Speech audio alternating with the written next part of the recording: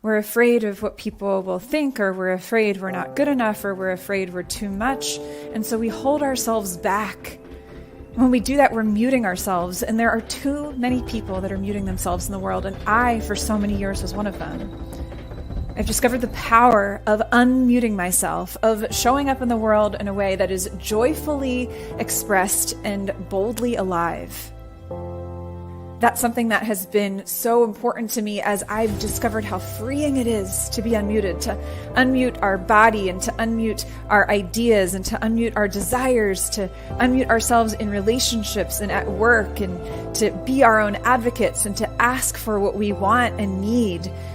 The unmuted life is a life that is fully alive and fully expressed and confident and clear. And to me, it's the only way that I know how to live now. I know what it's like to feel confined and stuck and small and silenced. And I also know what it feels like to be expressed and alive and joyful and present and seen. And it's so much better of a life to be unmuted. And that is what I want to bring you into.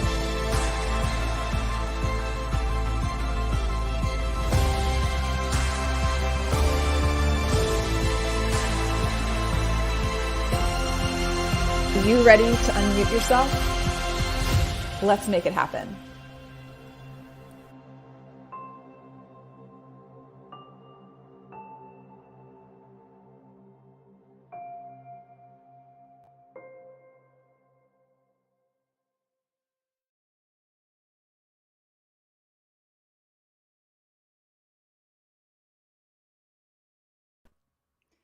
Hi, everyone. Welcome, welcome, welcome. So good to have so many of you here today. I see Maria here. Oh, Maria, you're going to have to tell us more about that in the comments. Maria says, I unmuted myself yesterday.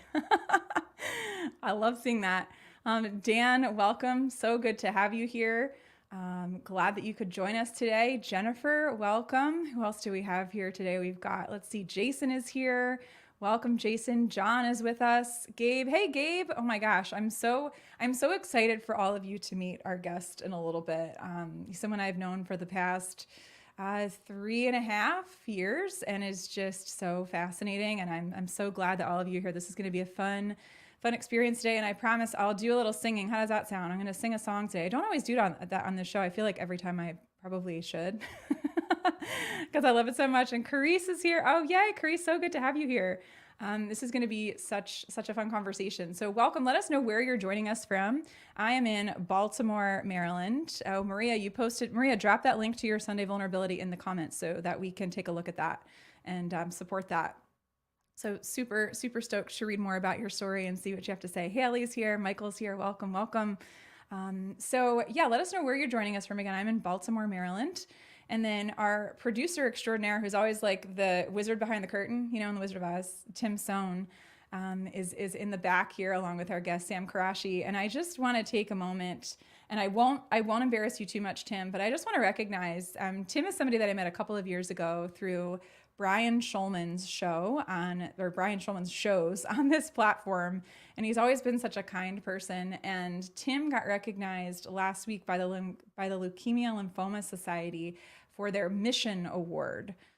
He's somebody who is so mission driven. And if you just want to give a shout out and congrats to Tim in the comments. Tim, if you want to come on screen, you don't have to, but I'd love to see your face so people can see you too.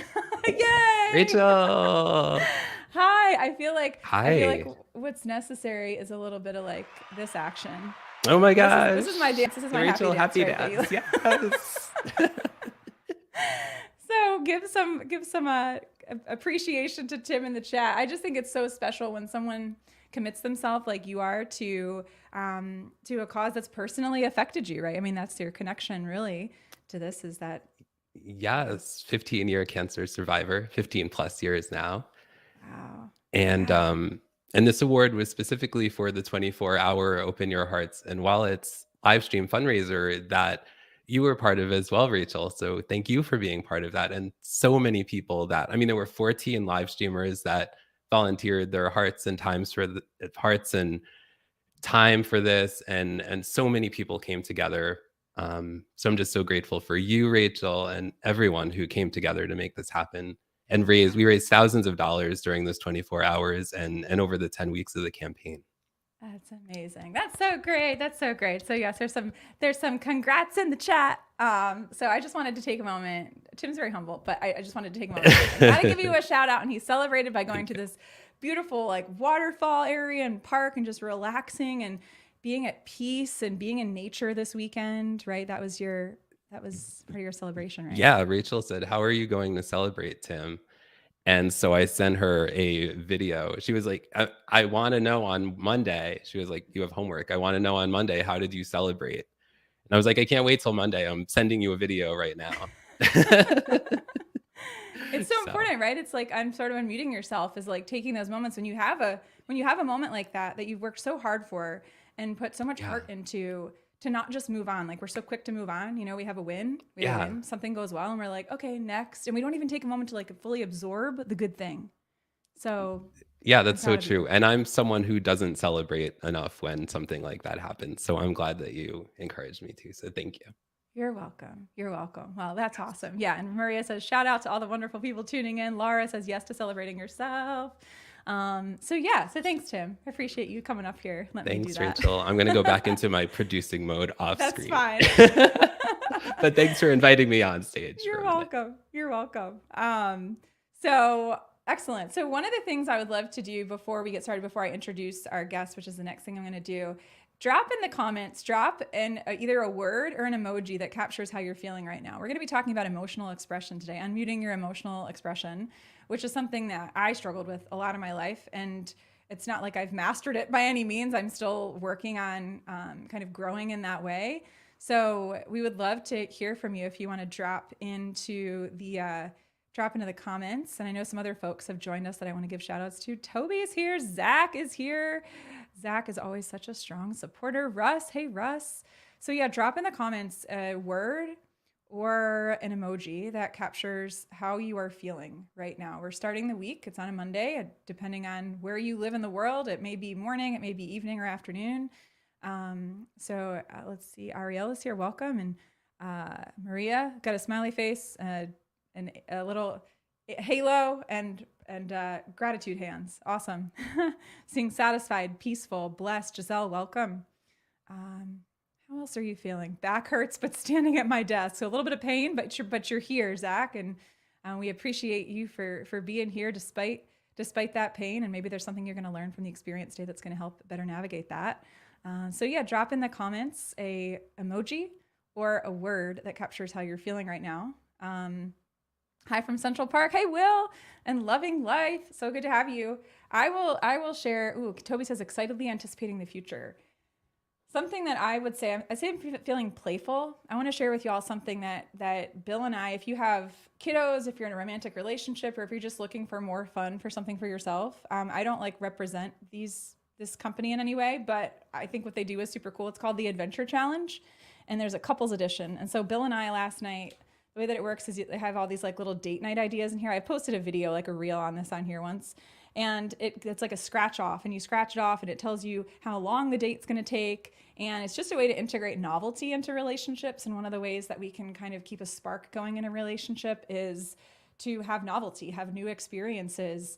And so last night, what we had to do is find a small town at least 15 miles from where we live that we've never been to or spent much time in. So we found one of those. We went to a restaurant and we had dinner there. We'd never been there. We didn't even know this restaurant existed. And then we were supposed to take a walk and talk about the town's history and create a backstory and rename the town. It was called Gambrels, but we called it Farmville because it clearly had farms everywhere. And so then you take a Polaroid. And so this was our Polaroid picture from the date. It's super fun. It's called the Adventure Challenge, and they have it for families, they have it for couples, they have it for like individuals. And it's just a really neat thing that I would encourage folks to check out. Wonderful. So without further ado, I want to introduce our guest. I met this person 3.5 years ago, I had signed up for a professional speaker training called Heroic Public Speaking. And it was kind of on a bit of on a whim that I did this. I knew that I wanted to work for myself. I knew the thing I loved most about the work that I did was keynote speaking and training. And I felt like I needed to level up and get some training to help me do that. So I enrolled in this program and I met some really incredible people from all over the world. And one of the people that I met is a guy named Sam Qurashi. And I'm going to just tell you a little bit about him.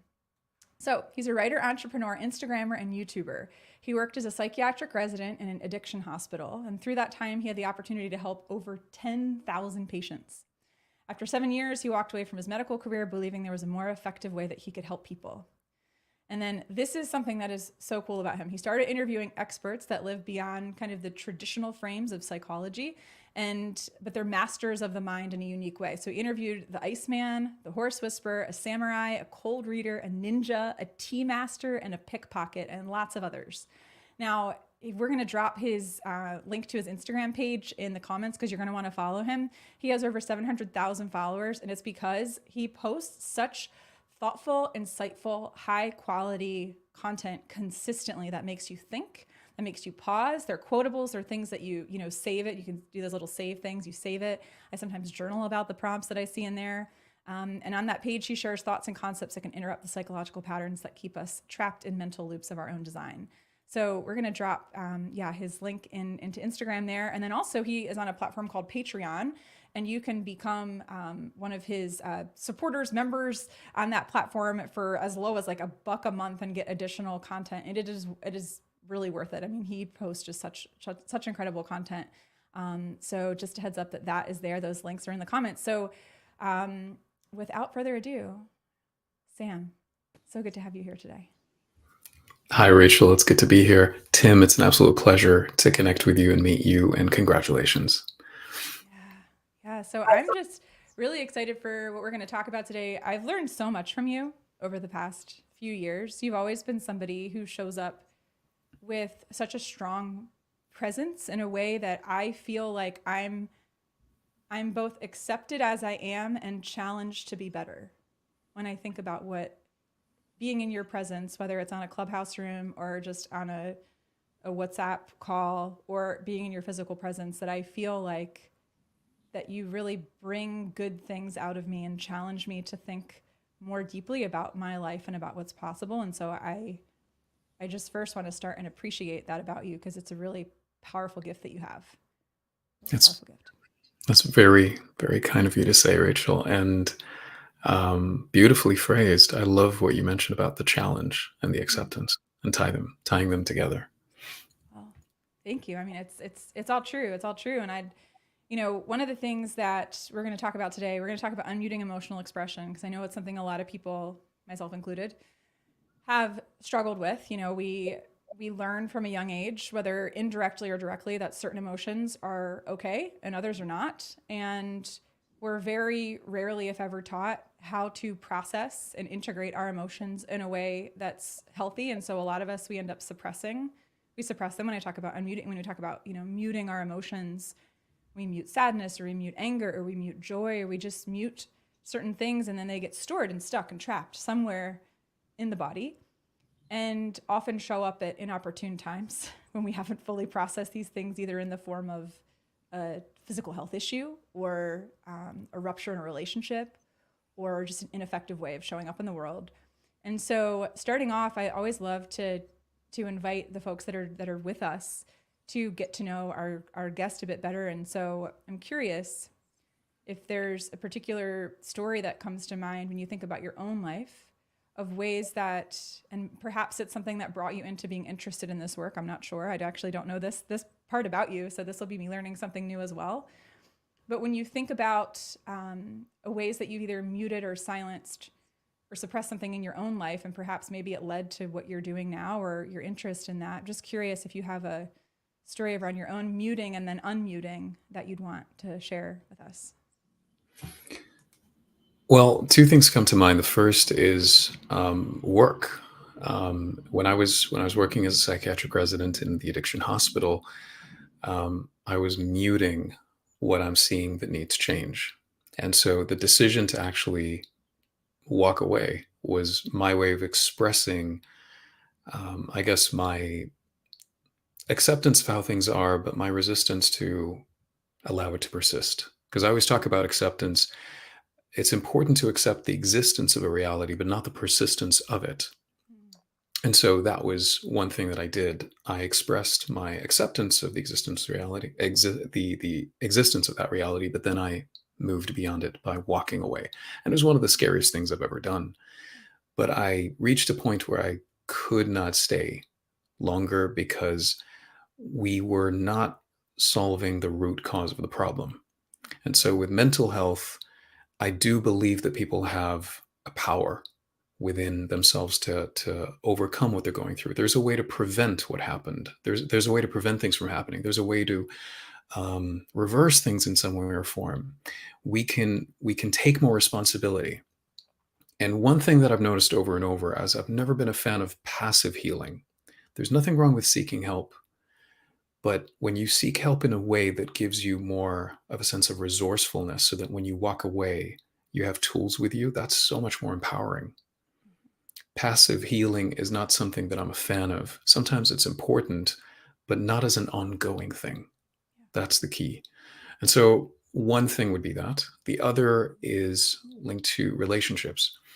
Around the time that I left being a psychiatric resident, walked away from my practice, there were relationship issues over time, but it was a lot more intense during that period of time and with different individuals in my own life. And it's interesting how you feel like you need to mute yourself to allow things to continue, for harmony to take place. You believe that sometimes, and this is the thing, sometimes because of muting ourselves for such a long time, we're suppressing ourselves, we blow up when we express in a way that could be more disastrous. And so you have that effect as well. So learning more about emotions and behavior was something that was unfolding gradually with all the different experts that I was interviewing during that period of time. And gradually, and I came across someone that was specifically focusing on emotions, and I learned so much. He was one of my mentors, and I learned so much from him. And I continue to. He's still one of my mentors that I reach out to. And it's so powerful to realize the shift in terms of behavior. A lot of us want to control things that we can't. That's one thing. And a lot of us want the other person to change. A lot of us want the other person's behavior to change. What we don't realize is how much power we have over relationships. A lot of times, all we need to do is work on ourselves, not on the other person, and the other person changes automatically. The unconscious mind of the other person is picking up so much threat from us because we feel threatened in the way we communicate. And it's such a nuance that it was really hard to stumble upon. But then when I did, I latched onto it and I really dug deep to really understand that concept further.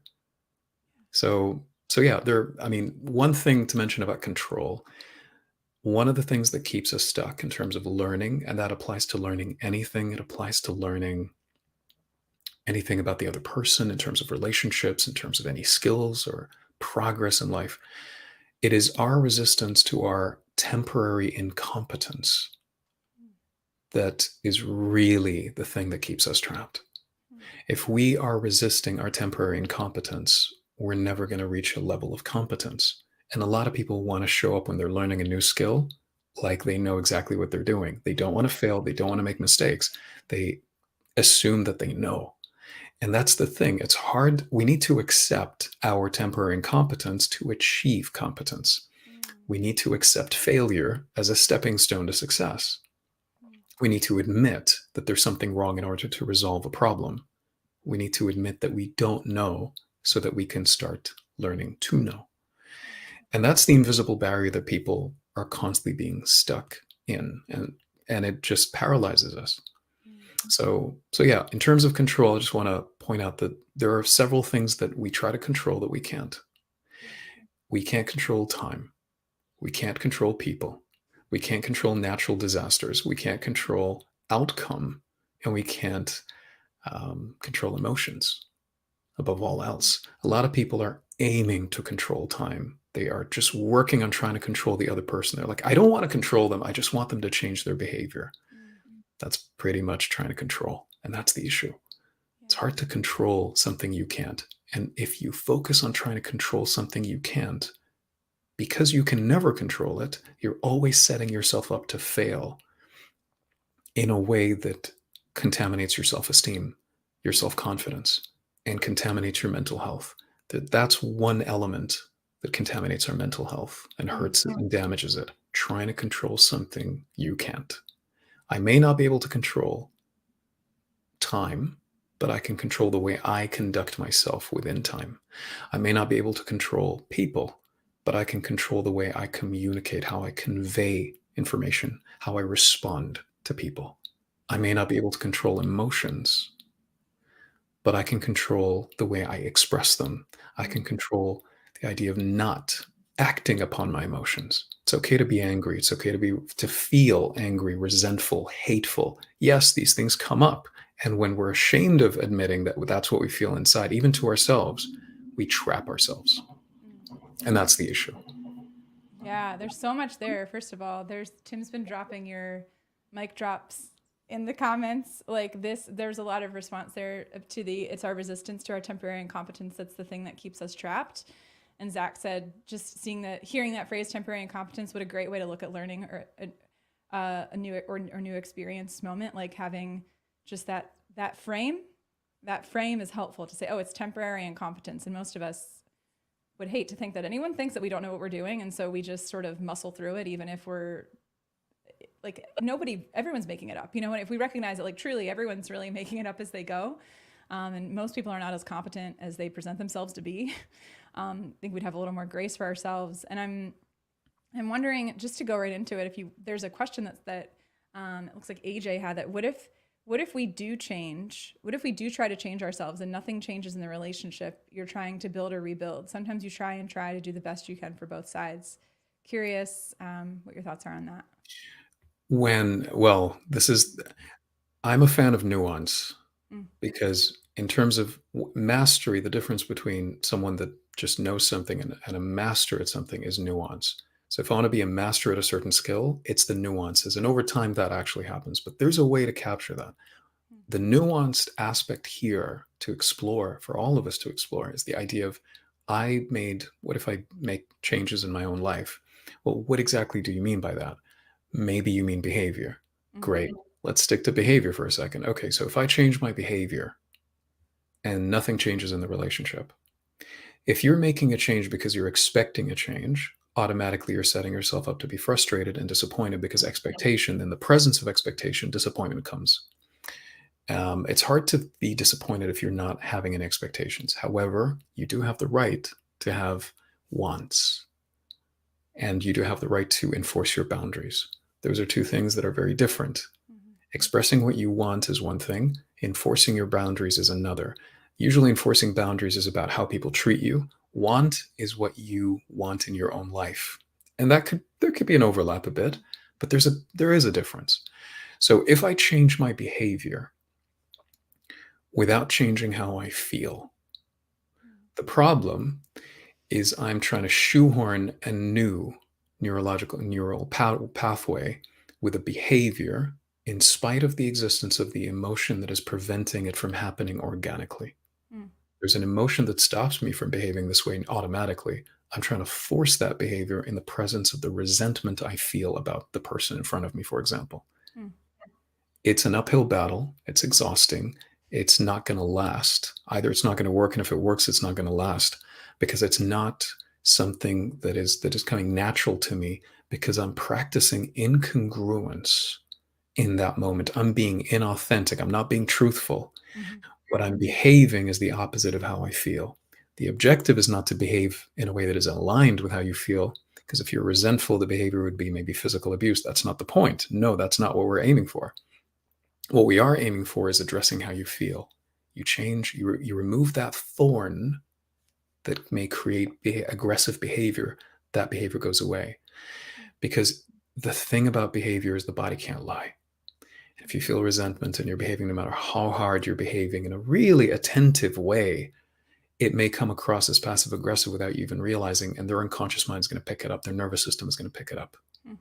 So if things don't change when your behavior changes, it's not necessarily because of the behavior, that regardless that the behavior wasn't, your change wasn't good enough. It's that potentially, and that's one of the reasons, you may behave in a way that is incongruent with how you feel. And if you do that, that incongruence creates inner conflict in you that makes things worse, and it will show up in your communication non-verbally, whether you like it or not. The real change needs to be in terms of how you feel, which I'm sure we're going to get into. Yeah. But yeah. We will. I think that's one of the things that I found most helpful in our conversations. I was sharing with you when we first got started, and we're going to go through we're going to walk through this practice for folks to just see what it looks like, because I've heard it from you several times. But I think, it's something that will be really useful for everyone here. So just a heads up for everyone, we're going to do in just a little bit is we're going to walk through a practice that's going to help you to better process and integrate your emotions so that you can, I'd say, perhaps better release things that otherwise would get stuck if you don't do that. That's my lay person's way of explaining what we're going to do. Does that sound marginally adequate? No, it is. It is definitely accurate. Okay. For what we're about to do. So one of the things, there's a book, I've mentioned it to folks here before. Mention it again. A book that I love, The Body Keeps the Score. Yes. About brain, mind, and body and the healing of trauma. So folks have seen me mention this book before.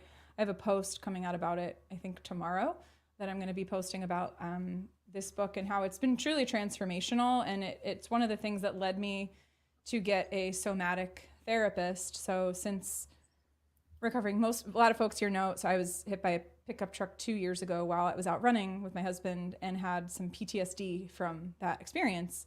I fractured my back. And it took me 6 months to find a therapist.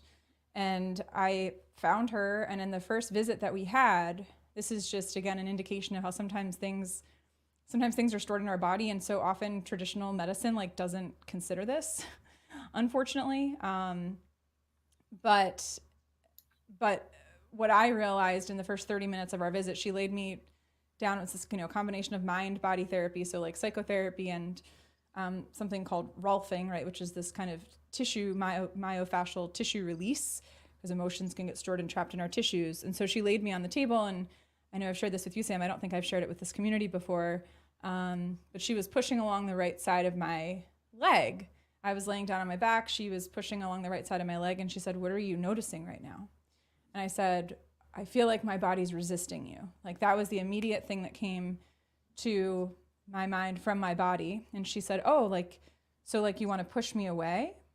And I didn't really have much to say beyond that. All I could sense was that my body was there was some tension I was feeling in my chest, and I interpreted that to be resistance. So I said, "I don't know what it is really, but that's just what's coming to mind for me is I'm feeling this, my body resisting you." So she stood on the side of the table with her hands up like this. She's in her probably late 50s, early 60s. And she said, "I want you to sit up and I want you to push me away." And so I sat up and I pushed her. And then she said, "No, I want you to push me harder enough to make me move." So I pushed her again and I pushed her again and I pushed her again. And then after 3 or 4 times of doing that, I laid on the table and I literally did not see it coming.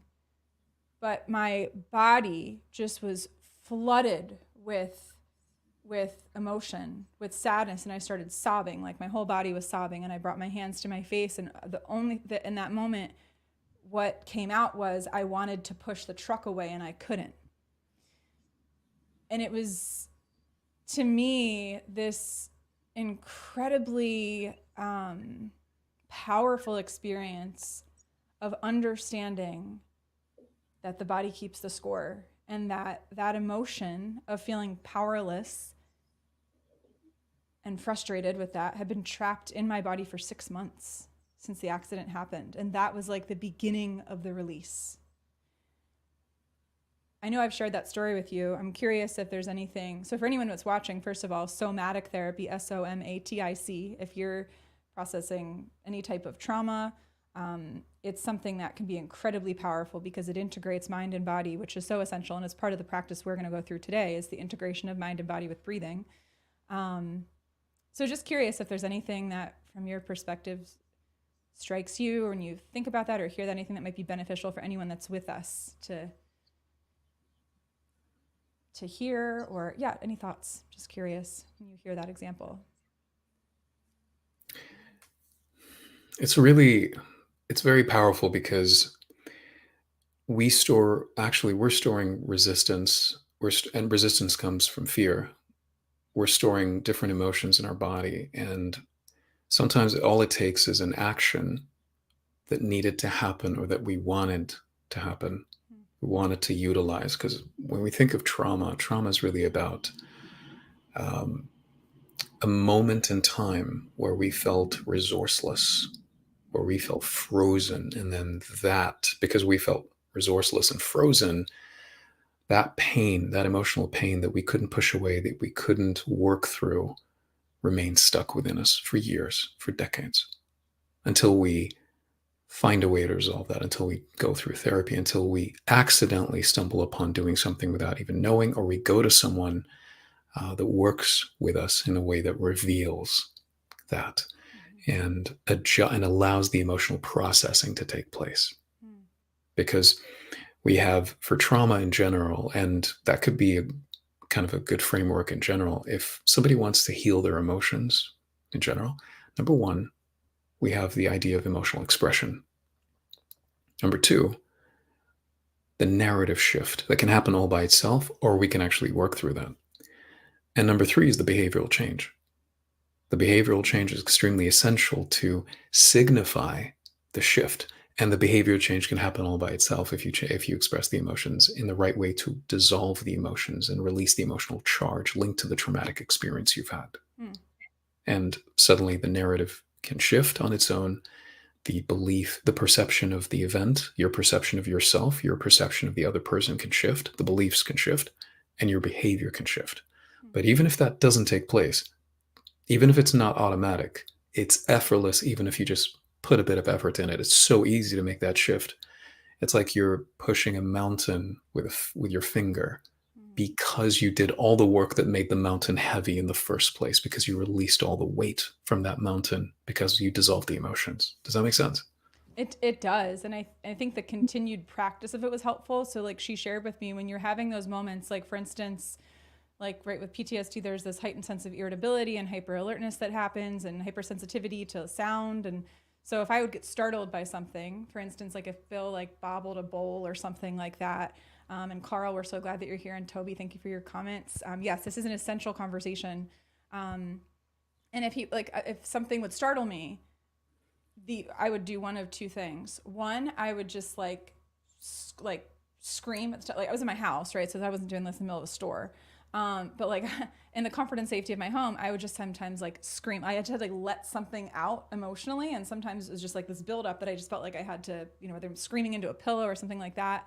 But other times I would set Bill up to almost be my sparring partner, my husband. And so I would have him stand like this and I would say, okay, I need to push you. Like, so when I had that buildup happen, I recreated essentially what we did in her office, where I would just like push him and then eventually we would start laughing. I would do it enough and then I would start laughing. And then to me, that was an indication of like, all right, you've literally physically moved through that moment of tension that you had.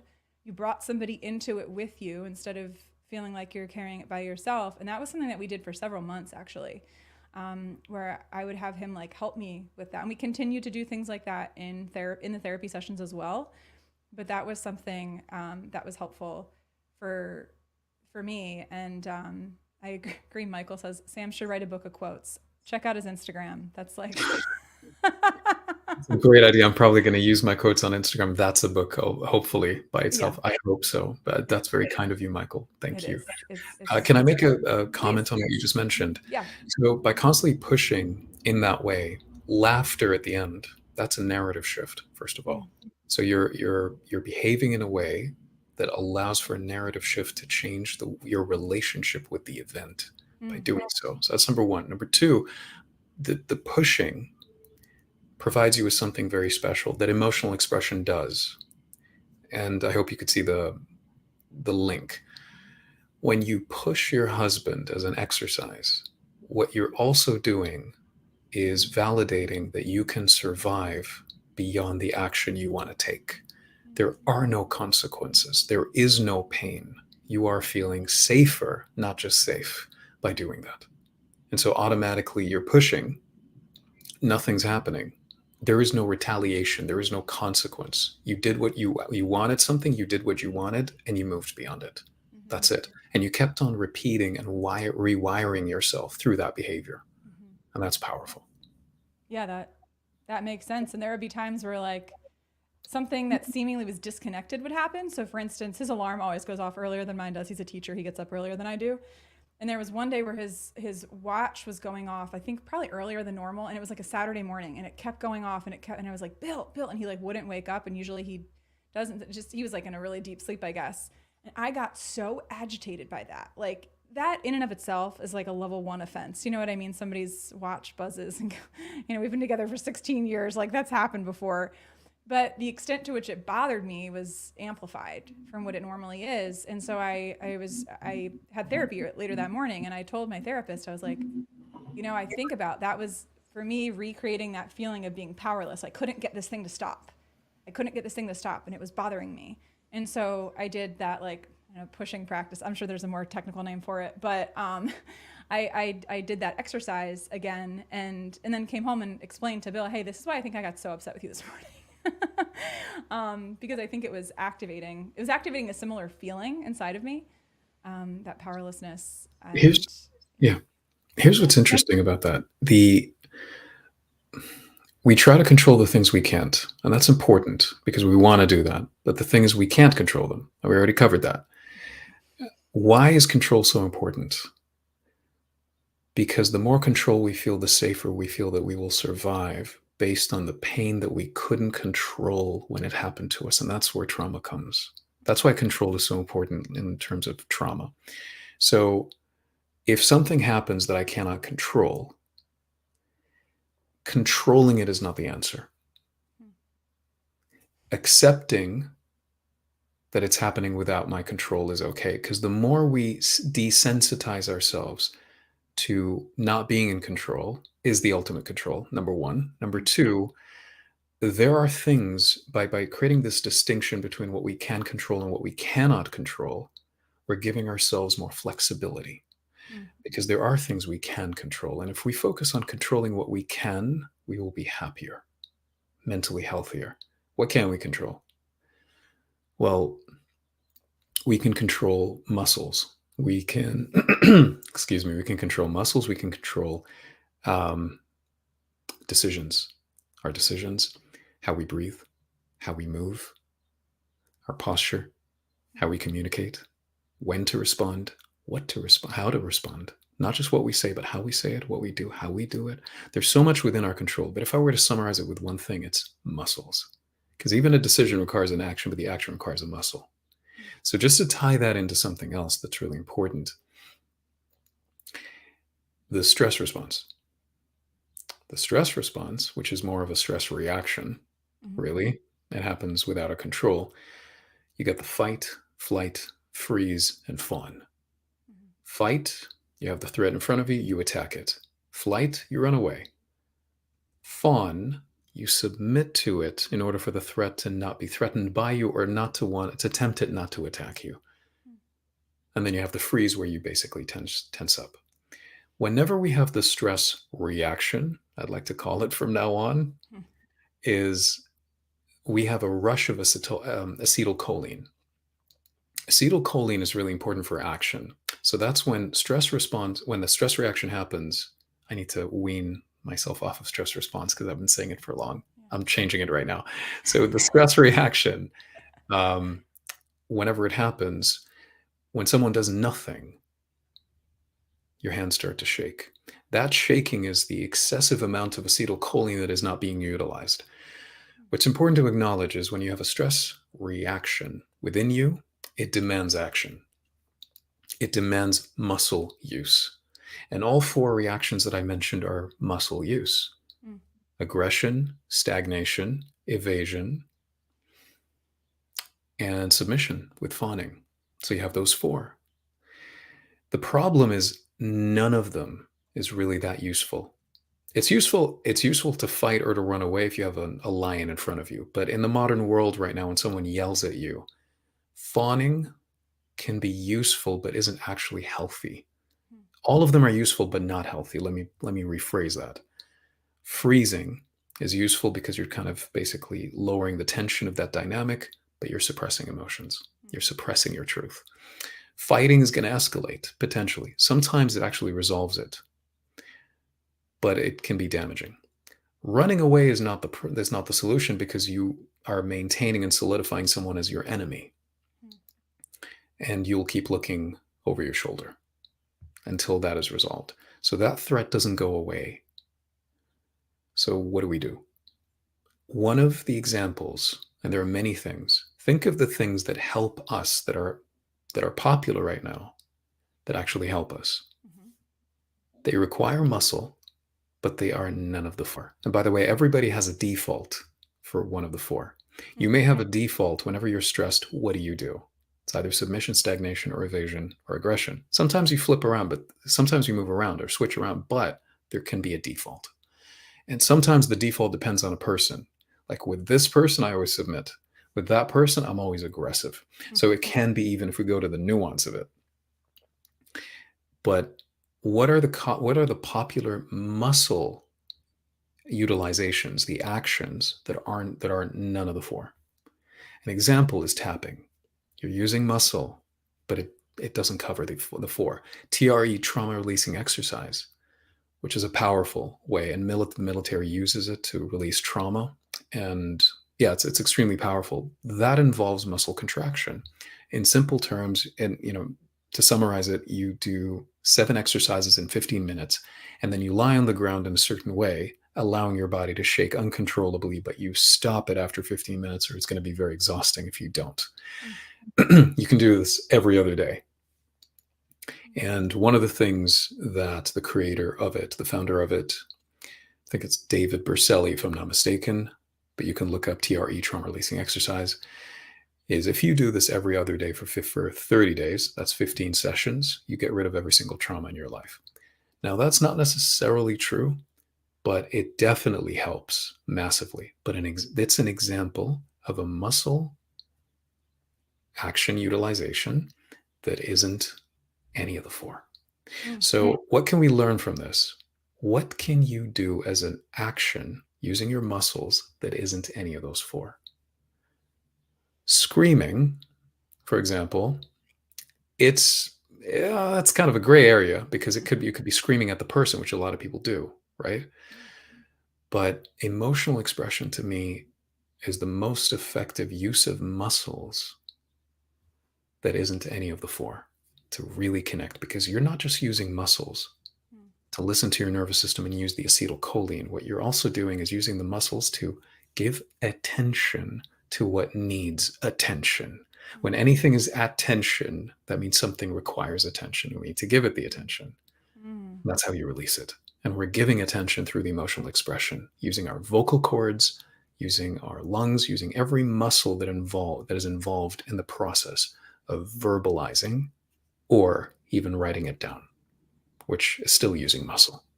Well, let's talk about that. I'd love to do like a sort of like a 15-minute version, then I'll end. I'll do a little singing thing at the end for I'd folks. love to hear that. Some I people missed have that. to, but I would love to just talk through maybe like the 101 version. And again, folks can follow Sam on Instagram. There's a link in his Instagram profile to get on the wait list for his one-on-one coaching. He does one-on-one coaching with people. So you could check that out. I know Tim has also dropped in the chat. Thanks, Tim. I've got a class coming up about speaking up with Simon Sinek's online classroom about being your own advocate in the workplace on June 7th. If you want to join us for that. So just wanted to mention that, and I appreciate the universe. Solid conversation. Every human being is different. Sometimes the only answer for me is to stay muted. Well, we're going to help with that. We're going to focus on this process of emotional expression that I've learned from you, Sam. So if you want to just kind of walk us through, everyone, if you're not already taking notes, this is where you're going to want to like scramble for a pen or open up the notes app on your computer to take some notes on this process of emotional expression. I would love to have you walk us through how this practice works. So before I do, I just want to highlight something related to Yeah. emotions. Mhm. Everybody, one of the things I have an issue with in the self-development world is the focus is usually on changing beliefs to change behaviors or change behaviors to change beliefs. The behavior is a branch, the belief is the trunk. You can chop the branch, chop the trunk, but the tree's going to grow back. Has the potential to grow back. And if it doesn't grow back, it's because you're forcing it to not grow, and it's an ongoing struggle that you're dealing with. Mm. If it's a behavior you want to change, addiction is an example of that. By releasing the emotions around, because addiction is a form of pain, is it comes from pain, it's an adaptation to pain. And by melting the glue that keeps the belief and behavior in place, it's a lot easier for us to change our beliefs and behaviors. It changes effortlessly, and we don't need to actually, and if we do need to change actively, it's going to be permanent. Mm. It's not temporary. It's not an ongoing battle to maintain a belief or maintain a behavior because you still have the emotions trapped. And melting the emotional glue, which is a quote that my mentor mentioned to me, Mm. we need to melt the emotional glue that keeps the belief and behavior in place. My Mm. metaphor for it is the tree. The roots are the emotions. You remove the roots, the tree will never grow again. You don't need to worry about the branches. You don't need to worry about the trunk. Mm. The second thing is emotions. And we were just having a conversation about this. My mentor also was mentioning to me that emotions that get buried alive never die. Personally, I don't believe time heals all wounds. Because of his quote, I believe that time buries wounds. Mm. Say that to people. I mean, you can say that time heals all wounds, but think of all the people that have been struggling for 15 years to get over something. Yeah. Time doesn't heal all wounds, it buries them. Mhm. And we need to allow the emotions to surface in order for them to leave us. But there's a way to make that happen. And this is where we'll get into. So I'll use an example. Mhm. So let's say I'm with someone, that person said something that bothered me. What are the different ways of, and responding to that person? One, I can suppress how I feel, hoping that they will never do that again. Two, I will basically verbally attack them and threaten them that if they ever do that again, Mm. basically I'm going to cut them out. Number three, I may actually cut them out. So that's another one, right? The fourth is basically talking to them openly and telling them how you feel about what they did, which is useful. What they all have in common is I'm focusing on trigger management. I'm not focusing on emotional healing, emotional processing, meaning all these four are about please stop pressing my button, which gives them too much power and it keeps me waiting for them to change Mm. instead of working on what I need to work on. If I focus on approaching it differently, and this is where we'll get into the process itself, this is a process that anyone can do. Deep processes are things that we can do in coaching, one-on-one coaching. But in terms of something that is like a micro process that chips away, that is very powerful and useful over time, is basically addressing it. And we'll get to that in a second. Mhm. The idea is to focus on how I feel about their behavior, not their behavior. And Mm. if I focus on their behavior, I no longer have power. Thanks to their behavior and what they said, I was triggered. Thanks to their behavior, the triggering revealed to me something within me that I need to work on. And intimate relationships with them is the most powerful way to grow because it's probably the place where you might be triggered the most because it reveals the things you don't want to face. Thanks to them, and they're doing it unintentionally. Mhm. That um, each individual is doing it for the other person without even knowing. Thanks to them, I can work on what has been revealed instead of resenting them for revealing it. It's a Mhm. gift to be revealed. Mm. Now, once I focus on this, that's when everything begins to change. It's important for me to focus on how I feel about the behavior, not the behavior. That's really important to emphasize as a very important takeaway. Mhm. So, what's the process? For example, what I was mentioning, someone said something to me. I may stop, not say anything, move on if I was triggered. Mhm. Because the moment you respond when you're highly emotional, you're just going to cause more chaos. Emotional expression and expressing the truth about how you feel doesn't necessarily need to involve them. If you feel destabilized, and that's what triggering does, the ideal thing to do is not to talk to them. Yeah. The ideal thing to do is just to take a step back and work on how you feel. So the question is, how do I feel? How do I feel? All right, when I think about what they did, it could be in 10 minutes later, it could be 30 minutes later. Just connect with how they feel, connect with what they did and how I feel about what they did. All right, so when I think about that, I can feel or I feel, whichever phrase, whichever prefix resonates with me more, because I can alternate during the process or I can use one. Usually I can feel gives us a bit more freedom because we may not be feeling it as strongly. I feel is more connected to the emotions, but it's really about what resonates with you. So let's say for me, I'm still fired up about it. I calmed down a bit, but I just remembered it and it just fired me up again. So what do I do? All right. So I feel would be the prefix that I use. Okay. When I think about what that person said, what do I feel? What can I feel right now? Well, I feel angry. What else? Ask yourself what else internally and verbalize out loud. What else do you feel? I feel angry. I feel resentful. I feel hateful, which is something a lot of people are ashamed of saying out loud to themselves. I feel ashamed. I feel broken. People would say that's not an emotion, but it's an experience and it's worth mentioning. I feel betrayed. I feel abandoned. We don't have a large library, vocabulary of emotions for the first time for people. And I've noticed that with anybody that I've worked with. But they start to think about it and suddenly that expands. We need to have a large library of expressing how we feel. So this suddenly becomes very easy for us. And once we start doing it, it becomes a lot easier, more and more and more.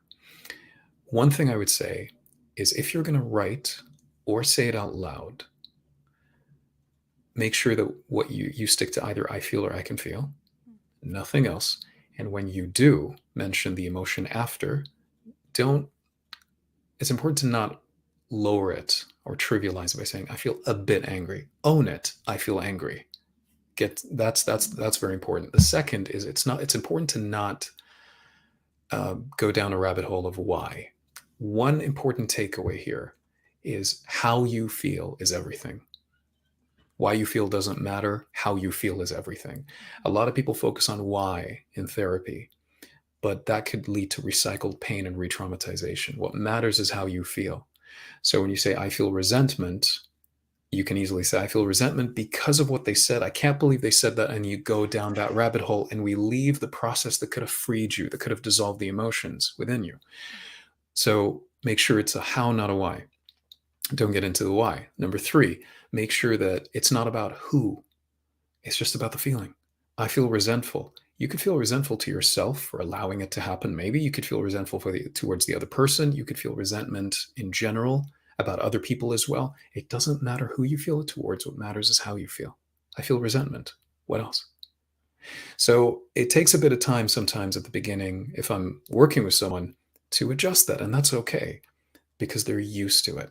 The other thing is a lot of people are used to apologizing for how they feel. And that's why they feel the need to explain why they feel so that you can be okay with what they feel. Never apologize for how you feel. No one has the right to judge you for how you feel. No one has the right to criticize you or blame you or take it away. You don't have to justify how you feel. You feel that, full stop. If I have shoulder pain, it's ridiculous for someone else to say, no, you don't. I don't believe you. You don't deserve to feel that. But that's what we do with emotional pain. And we need to treat emotional pain the way we treat physical pain. It's as true.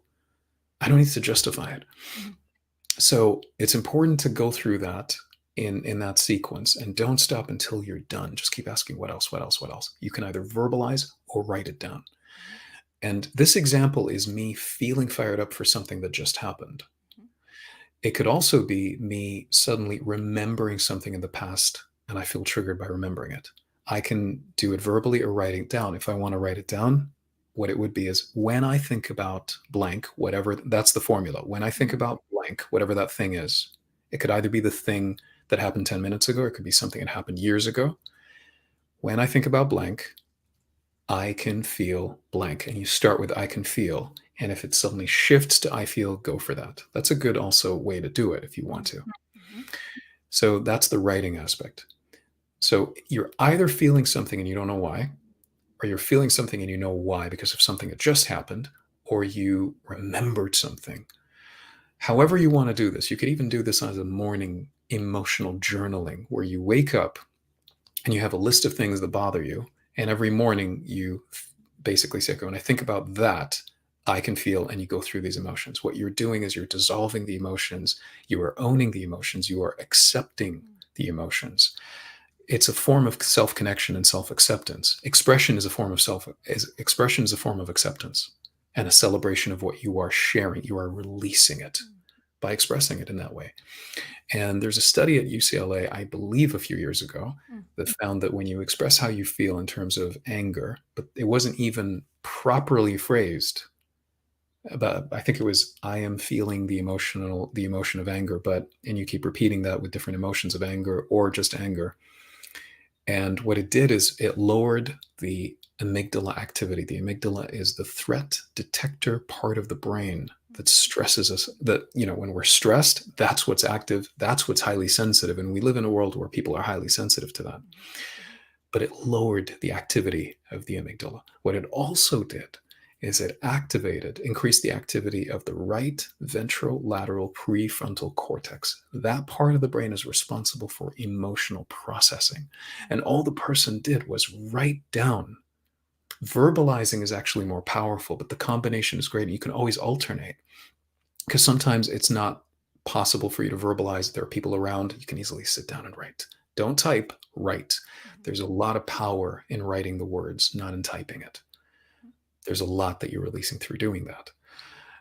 One thing about writing that is valuable as well, I think, for people to utilize is to realize is that by writing down how you feel about different things, you're going to realize that there are emotional life themes you're uncovering, certain emotions that keep coming up, and it could be an emotional pattern that may need a deeper process.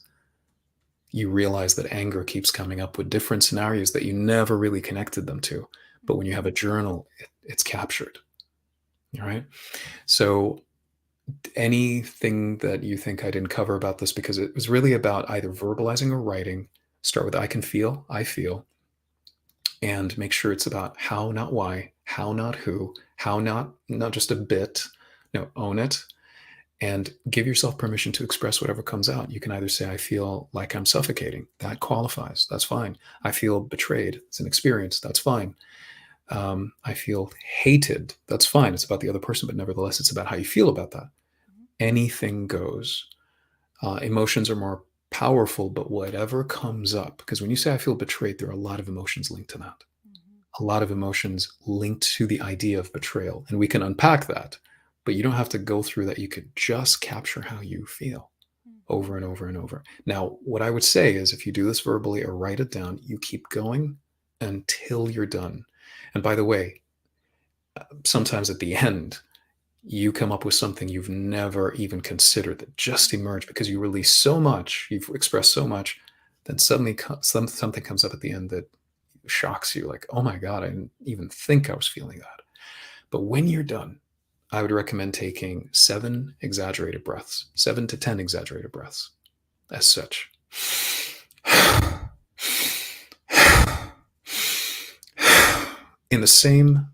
With that strength, it's a bit exaggerated breathing. It's a forceful exhale, but it kind of feels like a Wim Hof breath, but it's not. And it's 7 to 10 breaths. You do that, what you're doing is you are basically helping the integration process in your nervous system because of what you just did. And now the nervous system is going to integrate what you've just done. You've done a micro process and you've ended it with breath work in a way to solidify it. It's like you're bookending it. And now the nervous system is going to work on it. It's a micro process, which means you can do it every day. You don't have to do it every 3 days. But you might notice that you may have physical symptoms. You may have emotional fluctuations. It depends on how deep you went through that process on your own. But because it's a micro process, probably these responses will be subtle. And just to clarify, these responses would usually last for 72 hours and fluctuate. But that means that what you did is moving your emotions, has triggered and activated in a good way, activated your nervous system in a way to release what you've been holding on for a very long time. You're chipping away at it. Your body's response to how you are expressing and the way you feel after you express is an indication that you have succeeded in dissolving.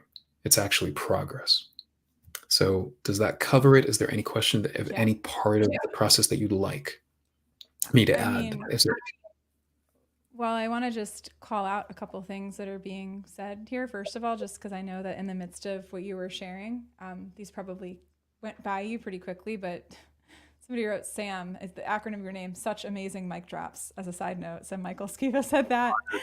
Honored. Um, and there were some comments that were made. There was one that Toby made that I want to call attention to. She said, "This seems like a good reminder to post on a fridge or your desk. I am not resourceless, and I am allowed to feel."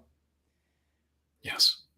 Is what Toby said. Zach said, just hand wrote, "I acknowledge I will experience temporary incompetence, and it makes me uneasy, and it's okay." Maybe it's, "and I feel uneasy," or does that nuance? I'm curious. I feel uneasy. Mm. I feel uneasy.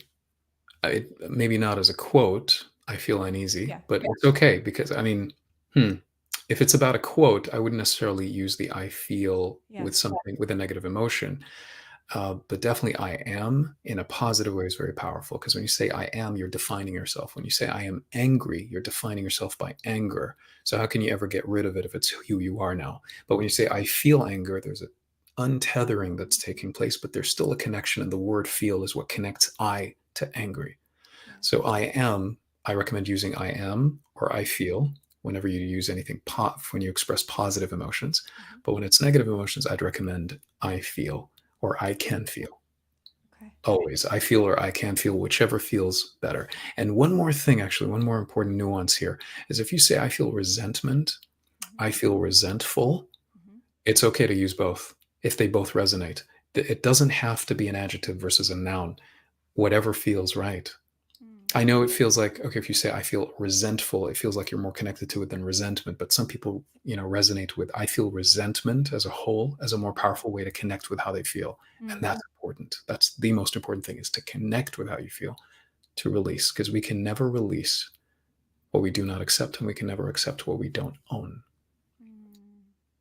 Say that one more time. We can never release what we do not accept, and we can never accept what we don't own. We need to take responsibility. Yeah. Just so it's like, so everyone here, if you could just take a moment and let us know if you I know that you're all here because you're getting value from this conversation. So you can drop an emoji, maybe how you're feeling right now. I feel like exploding mind is always one of them after I talk to you in the best way, Sam. Like mind blown, or a heart to like feeling present. So feel free if this maybe the greatest gift from this conversation for you. I know Michael commented, he said something along the lines of, this is like my therapy for the week. Like there was just a comment about that a little while ago. And I just want to call attention to how much of a gift it is to have you here. And folks, if I've dropped Sam's Instagram page, like you're going to want to go over there, and I apologize in advance if it sends you on a 2-hour rabbit hole of reading through and listening to his voice.